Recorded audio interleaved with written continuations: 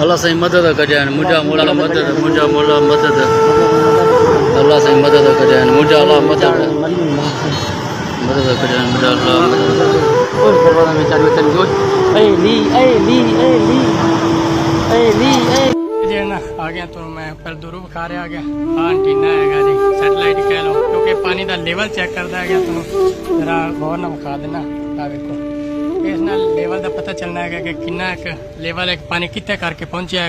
भाई और फेल ला लेते कोई नहीं आगे ने क्योंकि ना वो कितने गए हुए नहीं ये समान है क्या इधरों पानी का लेवल का पता कितना जाता है कि कितने करके पहुंच गया कितना एक आ गया कैप्चर करके बता देना किक्कर पूरा जो है ना पिया जा रहा है पूरा किक्का रहेगा कौन ट्रैफिक जा रही है कितना बड़ा रोड है ना पिया जा रहा है